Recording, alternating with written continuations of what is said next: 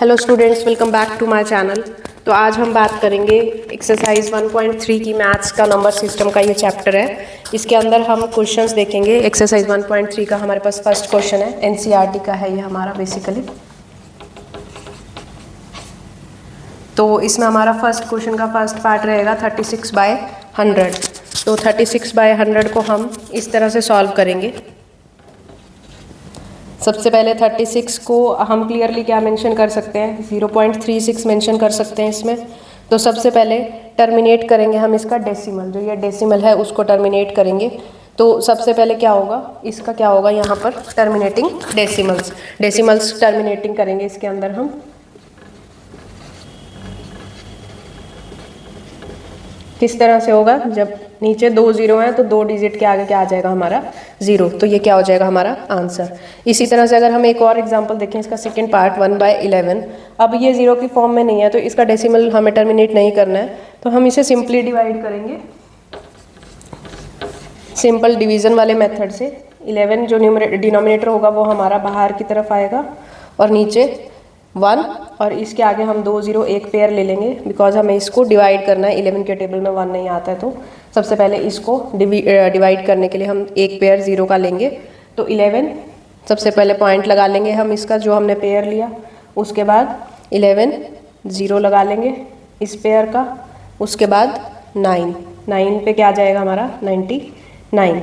उसके बाद अगेन हमारा यहाँ पर 1 बचा रिमेनिंग। यहाँ से फिर हम क्या करेंगे, एक और पेयर लेंगे 0 का, और 0 का पेयर लेने के बाद हम फिर क्या करेंगे, एक और 0 लगाएंगे यहाँ पर। फिर हमारा 9 पर जाएगा ये क्वेश्चन, अगेन 99, उसके बाद अगेन 1। तो ये क्या हो रहा है, इस तरह से रिपीटिशन होता ही जा रहा है। अगेन हम 0 लेंगे एक पेयर, इसी तरह से हम 0 लगाएंगे, बट इसकी रिक्वायरमेंट हमें नहीं है। तो हम सिंपली क्या करेंगे, इसमें सिंपली हम इसका रिमेनिंग क्या ले लेंगे 1। इसी तरह से ये क्या है, ये नॉन टर्मिनेटिंग रिपीटिंग है। ये नॉन टर्मिनेट मतलब जो टर्मिनेट नहीं हो रहा है, आगे से आगे वैल्यूज चलती ही जा रही हैं।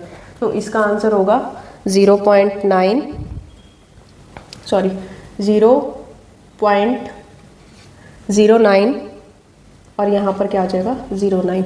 तो ये क्या होगा हमारा आंसर, और हम इसके ऊपर क्या लगा देंगे बार। इस तरह से लिखकर हम इसके ऊपर बार भी लगा सकते हैं। तो ये क्या हो जाएगा नॉन टर्मिनेटिंग। इस तरह से यहाँ पर विजिबल नहीं हो रहा है ये आपको, नॉन टर्मिनेटिंग रिपीटिंग। तो ये क्या हो जाएगा हमारा आंसर। इसी तरह से हम रिमेनिंग पार्ट्स भी निकालेंगे इसके। नेक्स्ट क्वेश्चन देखते हैं हम।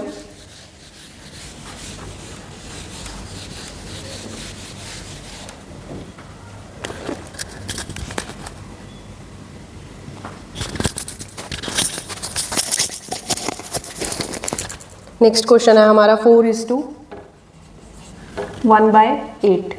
4:1/8 को हम 33/8 लिख सकते हैं। इसका मल्टीप्लिकेशन +1 33/8, और इसको हम करेंगे डिवाइड 33/8। तो सिंपली बाहर डिनोमिनेटर आता है, जैसा कि मैंने बताया था, अंदर न्यूमरेटर।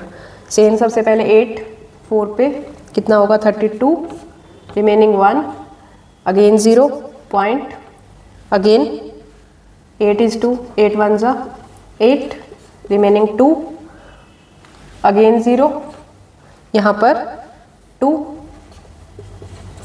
4, यहाँ पर क्या आएगा 5 एक 0, ये क्या हो गया 40 एंड दिस वन।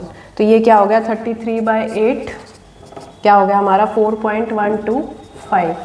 तो ये क्या हो गया हमारा टर्मिनेट कर रहा है ये क्या हो गया हमारी वैल्यू टर्मिनेटिंग हो गई। तो इस तरह से हम ये क्वेश्चंस फाइंड करेंगे। नेक्स्ट क्वेश्चन देखते हैं।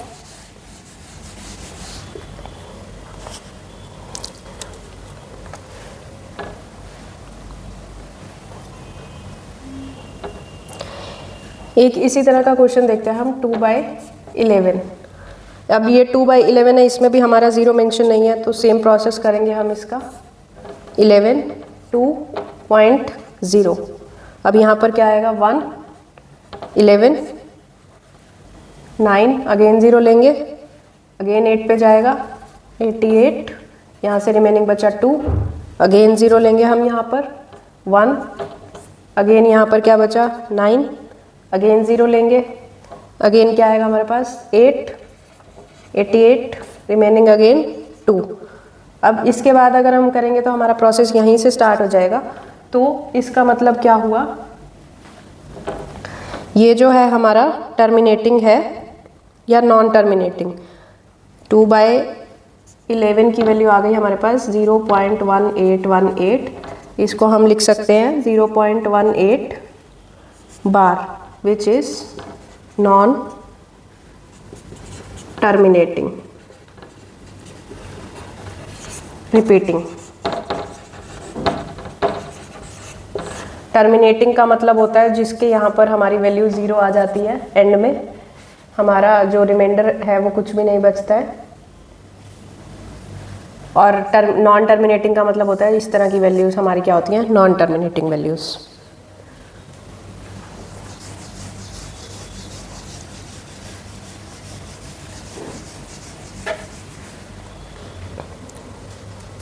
इसी तरह से अब हम सेकंड क्वेश्चन अगर देखें तो हमें सेकंड क्वेश्चन इस तरह का गिवन है, हमें क्वेश्चन है इस तरह की वैल्यू हमें गिवन है, लाइक 1/7 इज इक्वल टू 0.142857, और इस पूरे के ऊपर क्या हमें बार गिवन है।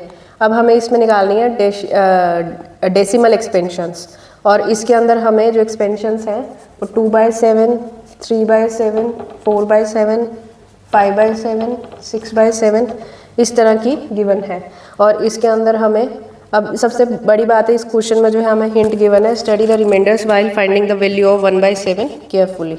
अब इसका जो क्वेश्चन आंसर होगा, सॉल्यूशन होगा, वो इस तरह से निकालेंगे हम। सबसे पहले हम इसकी फर्स्ट वैल्यू ले लेंगे 2/7, इसको हम करेंगे 2 से मल्टीप्लाई इंटू 1/7। 1/7 हमारा क्वेश्चन में गिवन था, और इस तरह से 2 1/7 की वैल्यू हमारी ये गिवन थी 1/42857।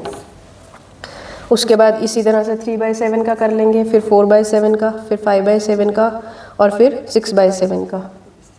3/7 को क्या करेंगे, अगेन 3/7 है हमारे पास, तो इसका हम मल्टीप्लिकेशन करेंगे 3 इंटू 1/7, 3 इंटू अगेन ये वैल्यू डालेंगे 1/7 की जगह पर 0.142857 बार, इस तरह से।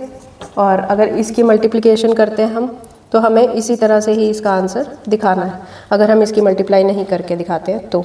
और वैसे हम इसकी मल्टीप्लिकेशन करके भी दिखा सकते हैं, लाइक हमारी 3/7 की है जो मल्टीप्लिकेशन, वो आएगी हमारी समथिंग 0.428571, इस तरह की वैल्यू आएगी हमारी।